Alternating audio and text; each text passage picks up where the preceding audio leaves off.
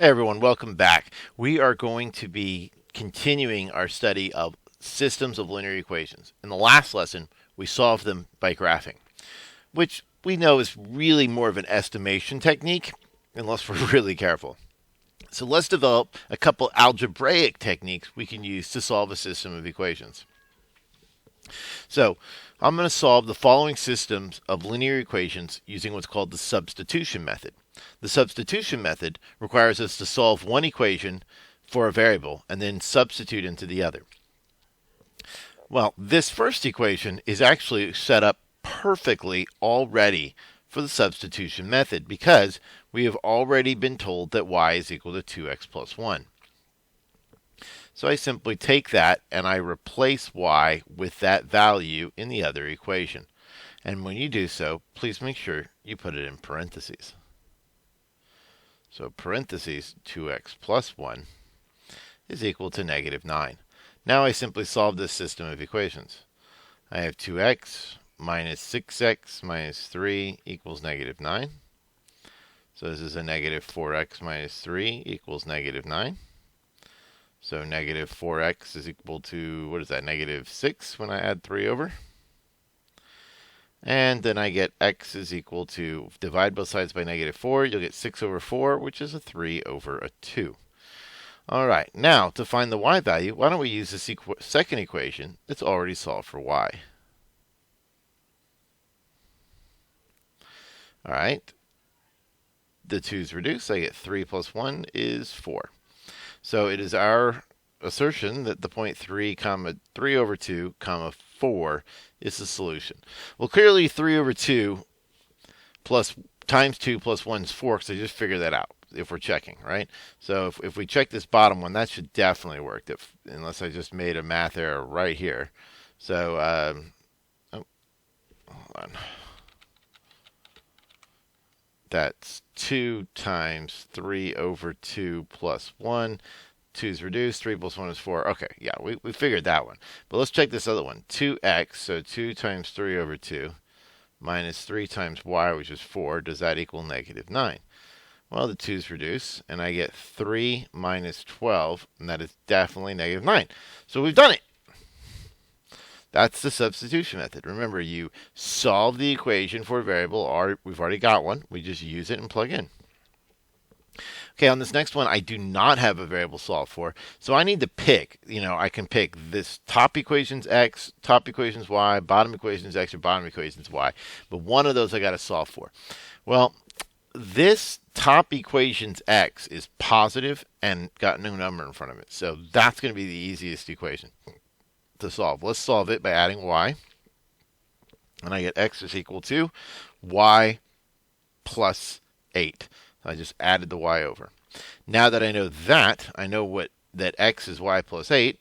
In the other equation, I simply replace x with that. And make sure you put it in parentheses. So 4 times y plus 8. We use parentheses because this is 4 times the entire x. And the entire x is y plus 8. All right, now we've got an equation of one variable, so we can solve this just with basic techniques. All right, and let's see here. 4y minus 2y is 2y. I'll subtract 32 from each side, and I think that's a negative 24. So y is equal to negative 12. Now that I do that, let's get x. Well, we know that x is equal to y plus 8, so negative 12 plus 8. Use the equation you already solved, and you get x equals negative 4. So the solution to this system appears to be negative 4, comma negative 12. We'll plug it in with the original equation to check. I'll use a green pen of checking. So negative 4 minus a negative 12. That's a negative 4 plus 12, that's 8. 4 times a negative 4 minus 2 times a negative 12. That's 16 minus 24 is negative 16. Okay, I can't do math in my head today. It's negative 16 plus 24. That is a positive 8. Okay, thought maybe we had messed up there for a second, but it was my check that was wrong. So this is our answer. All right, we got another one to do. All right, let's see here. What would be the easiest one to solve for? Don't you think this y value would be really easy to solve for? Let's just move the 9 over, and we get y is equal to negative 2x plus 9. Now that I know that y is equal to that, I plug that in for y in the other equation. Make sure you don't plug it back into itself. So that's 4x plus 2 times a negative 2x plus 9 is equal to 3. So that's 4x minus 4x plus 18 equals 3. Uh-oh. 4x minus 4x is 0.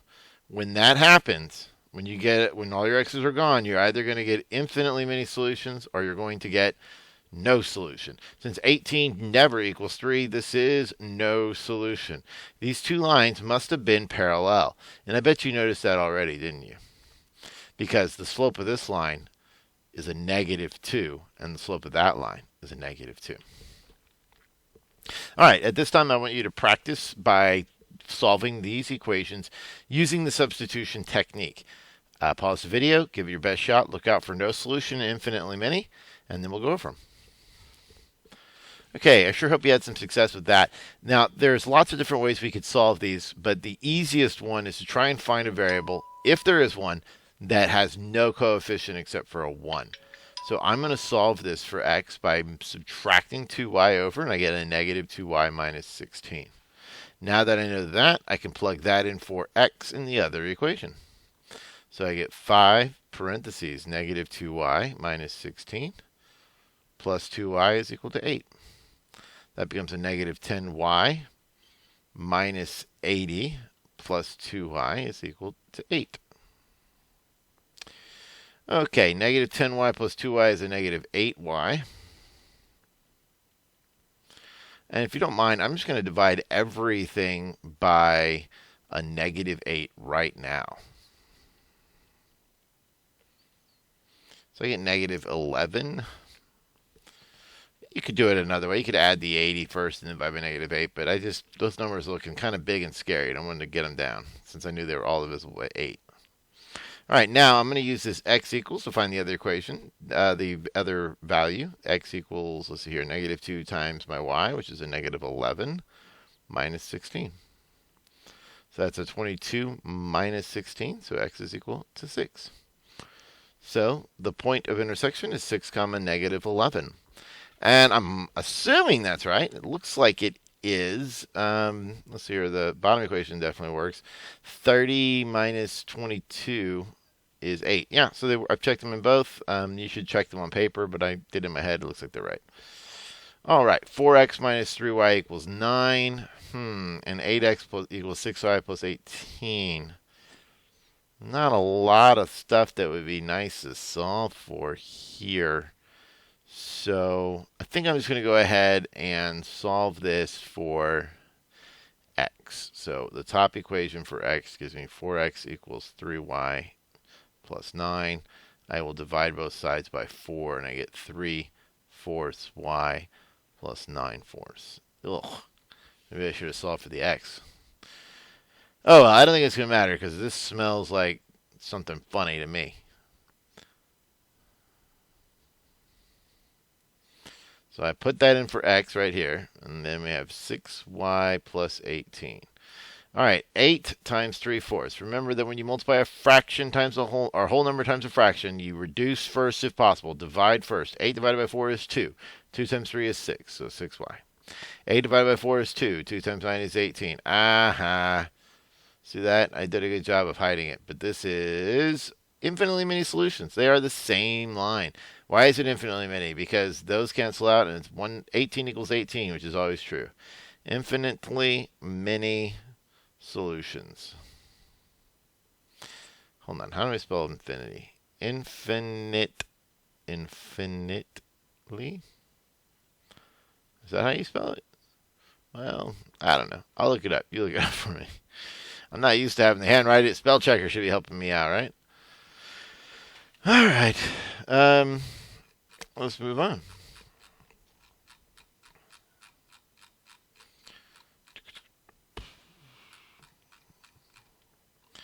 I think I was checking to see. It bothers me that I'm leaving you hanging. Those of you that are bad spellers like me. Uh, there we go. Infinitely many solutions. I think that's right because I wrote it in a Word document, so I probably spell checked it, but no guarantees either. Okay, let's do this last one. Oh, yay, it's already solved for us. The x is already isolated. This is a piece of cake. All I got to do is just take this puppy right here and put it right there. So this becomes 2y minus my x is a negative 2y plus 11 is equal to 1. Now I got to distribute this negative to each place. So this is 2y plus 2y minus 11 equals 1. So I get 4y minus 11 equals 1. So 4y is equal to 12. So y equals 3. That means x equals a negative 2 times 3 plus 11. So that's a negative 6 plus 11, which is 5. So 5 comma 3 is what we think is the solution. Try the bottom equation. You'll get 6 minus 5 is 1. Yeah. Let's see here. This would be negative 6 plus 11 is 5. Okay, it works. A little different ordering of the letters. A little confusing, but it's okay. All right. The next thing we're learning today is a different technique called the elimination method. Now, the substitution method, I like to teach it first. I guess it doesn't matter, but I like to go over that first because that's your fallback. When we're dealing with linear systems of equations, we can always use elimination. But as we get into harder and harder types of systems later on in the year, substitution, I call it your fallback because it always is going to be a technique you can use. Elimination rules, kind of strict. We can use them here, though, which is why elimination is sometimes called linear combination, because if you're dealing with linear equations, you can always do some sort of elimination or combination of them. Here's the goal of elimination. The goal is to get some sort of combination of the two equations so that when you add them together, one of the variables cancels out. Okay? So the way that looks is that we want to have an opposite number in front of a letter. In other words, we need to have opposite coefficients in front of one of our variables. So right now I have a 2x, a 1y, a 1x, and a negative 1y. These two coefficients, positive 1 and negative 1, are perfectly opposite. This is exactly what we want, y'all. We just need to add the two equations together. Now you might be wondering, wait a minute, what gives me the right to add two equations together? Well, hey, you remember this kind of thing? We have, two different balance beams, and this is usually how most people, learn math at the beginning, right? And you have a little balance beam, and maybe put a couple blocks here, and you have like maybe a big X block or something. And we learned that you can always add the same amount to each side and keep the equation balanced, right? Well, look, x minus y is equal to 10. So when I say I add the two equations together, I'm simply adding 10 to both sides. It's just on the left, the 10 looks like x minus y, and on the right, the 10 looks like a 10. But we know they're both 10 because it says x minus y equals 10. All right, let's add them together. 5 plus 10, that's 15. Y minus y is 0. 2x plus x is 3x. And I can divide both sides by 3. I get x equals 5. Pretty easy, right? Now, I got to go what I do is called back solve. I got to go do what I call back solving, which is a little bit, a little bit more work than it was when we were substitution method, but that's okay. I'm going to use the top equation. 2 times 5 plus y is equal to 5. So 10 plus y is equal to 5. So y equals negative 5. So after we found the x value, we just plug it into one of these two equations and get the value for y. So it is our conjecture that 5 comma negative 5 is the solution. We can check. 5 plus 5 is 10. 10 minus 5 is 5. All right, let's do another one. Okay, we're not so fortunate this time because we don't have any opposite values. The number for the x here is a 1, and that's a 2. This is a negative 3 in front of the y, and that's a negative 1. But I can always multiply both sides of an equation. We know that. So I'm going to multiply both sides of the top equation by negative 2. That is totally allowed. I am allowed from the multiplicative property of equality to multiply the top equation by negative 2. And what does it give me? Negative 2x plus 6y equals positive 4. The bottom equation stays the same. Now, let's add the two equations together. We'll add the left, we'll add the right.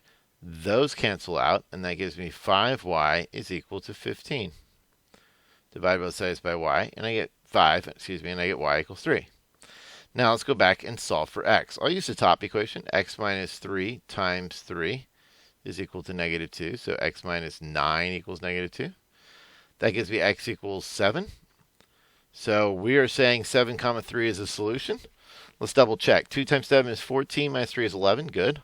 7 minus 9 is negative 2. Good. All right, it is your turn. Be on the lookout. You may have to multiply one of these equations. You may have to multiply both equations by a number. Like if you had 3x and 2x, you may have to multiply by 2 on top and 3 on bottom so you can get opposite numbers. So just be aware that you can multiply no equations, one equation, or both equations by a number. Pause the video, give it a try. Alrighty then, let's see how we did. I'm going to multiply the bottom equation by a negative 4. Okay. Top equation stays the same. Bottom equation becomes negative 8x minus 16y equals a negative 40.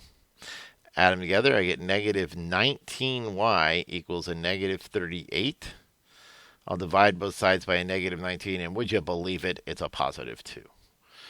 All right, let's solve for the x. I'm going to use the bottom equation to solve for x. Looks like a little bit smaller numbers. So 2, that's not where I plug in.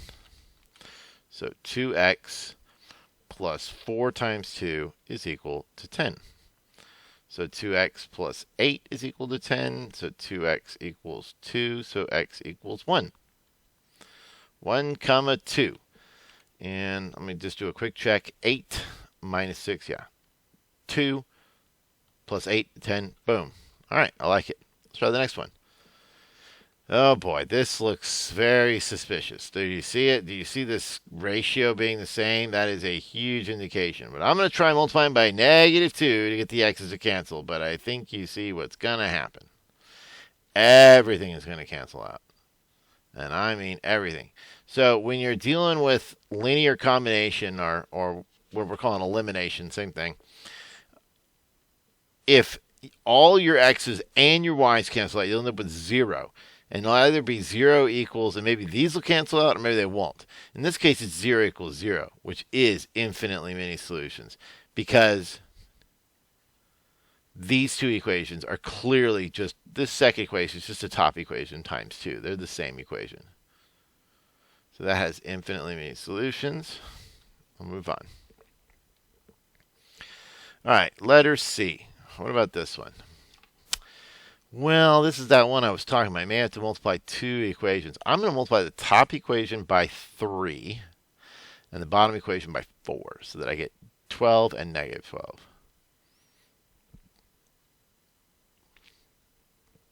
All right, so the top equation, when I multiply it, I get 15x plus 12y equals negative 15. Bottom equation gives me 8x minus 12y equals 84. I'll add the two equations together, and that's a 23x is equal to, oh, yuck. Well, what's 84 minus 15? What is that, 69? And I'll divide by 23, divide by 23, and I get x is equal to 3. So if x is 3, let's see here. Let's do the bottom equation. 2 times 3 minus 3y is equal to 21. 6 minus 3y is equal to 21. Negative 3y is equal to 15. I wrote 16 for some reason. So y is equal to negative 5. So our solution appears to be 3 comma negative 5. Well, let's do a check. 15 minus 20 is negative 5. That's good on the first one. The top one is 6 plus 15 is 21. And we are good to go. All right. Now, Usually I leave the exit tickets for you to do on your own to think about, but I really want you to do this one with me. So what I'd like you to do is pause the video, and I want you to solve this system by graphing, substitution, and elimination. What a great opportunity for you to do two things. One, make sure that you know how to do these three absolutely fundamental basic skills and get the right answer. Two, I want to reinforce the idea that while there are three different ways to solve this system that we've learned so far, all three do the same thing. They all get the point where the two lines intersect. So pause the video and please try your hardest. All right, let's do it by graphing first. This top equation, if I solve it for y, I get 2x minus 1 equals y. I just moved the 1 to the left and the y to the right. So that actually works out pretty nicely to do. It's got a slope of 2 and a y-intercept of negative 1. So that one wasn't too bad, right? You want to make sure you can graph, right? All right, the next one, again, I'm going to solve this for y, and I'll just move the 3x over, and it becomes 3x minus 4. So we've got a y-intercept at negative 4, and we're going to go up 3 over 1.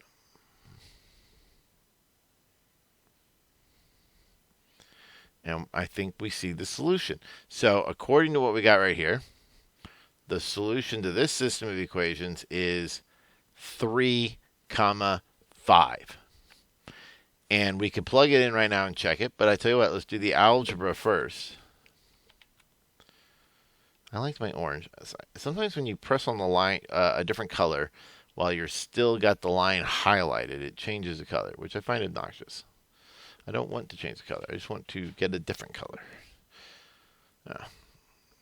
Yeah, I know. Struggles of my life. 3, 5. All right. So we'll wait on checking that. Let's keep solving. Let's see if we can get this another way. How about we do elimination? I'm going to just add these two equations together, and I get a negative x is equal to negative 3. Divide by negative 1 gives me x equals 3. When I back solve to find for x, I put 3 right here where x is. So I have negative y is equal to, well, 6 minus y equals 1, so negative y equals negative 5. Y equals 5. Okay, now we've got it in two ways. Last way is substitution. I already know that y is equal to 3x minus 4, so let's plug it in the other equation. 2x minus 3x minus 4 is equal to 1. So 2x minus 3x plus 4 equals 1. Negative x plus 4 equals 1. Negative x equals negative 3. X equals 3. But since I know x equals 3, I can use this equation here. Y equals 3 times 3 is 9, minus 4 is 5. Y equals 5. I think we can say without a shadow of a doubt the solution is 3, 5, and you can plug them in. 2 times 3 is 6, minus 5 is 1. Negative 3 times 3 is negative 9, plus 5 is a negative 4. We got it. Well, I think that is all, so I will see you next time.